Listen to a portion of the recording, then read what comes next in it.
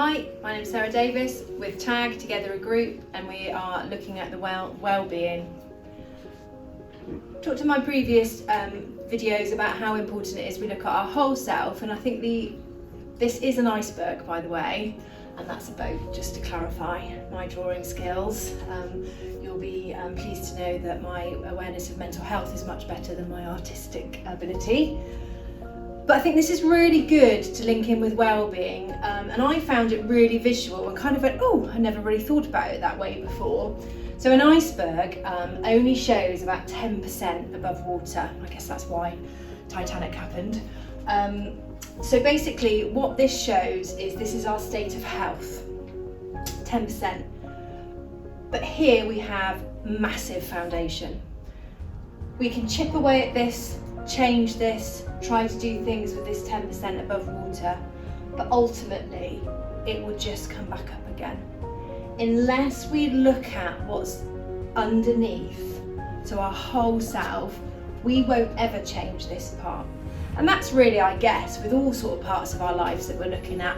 But when we're looking at well-being and mental health and how positive well-being, if we can flourish, if we can do the best we can do, then we have to look at these other bits.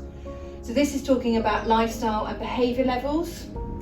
As I mentioned before, well-being is a process. It's not somewhere I'm just going to be next week, or once I'm there, I might just leave it. Well, I guess we might, but for it to have a positive impact on our mental well-being and our mental health, it has to be a way that we live.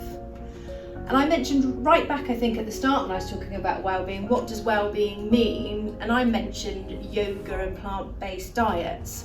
But what we'll look at with Connect 5 is that actually it can be part of our everyday life and incorporated in our everyday life. But lifestyle and behaviour level is extremely important when we're thinking about how we can improve our well-being. And then with the next part of the iceberg, I forgot what it's called then, because it doesn't look like one. Iceberg is our psychological and motivational level. How many times do we have to do something for it to form a habit? Well, there's lots of things based on that, and I'm not a behaviour specialist, but from my own point of view, it has to be something you like, and you have to keep trying. We will fail, and we do fail at things. I might miss a day of doing something, but we shouldn't then stop. So it has to be our kind of motivation, and we have to psychologically and cognitively really be involved with well-being.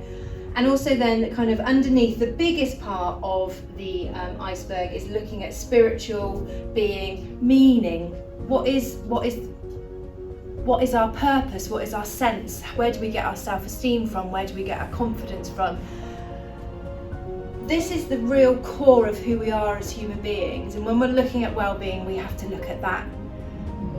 I spoke before about if I wanted to get fit, I'd follow a regime, and I would follow a diet, and I'd have lots of support around that and have a plan of action. When we're looking at well-being, we are really looking at who we are as people and how it will affect our everyday life, and the benefits can be huge. So remember, it is an iceberg, in case we forgot what it was that I've drawn, and that we're looking at the fact that only 10% of what we see above, but the core of who we are is what makes us who we are.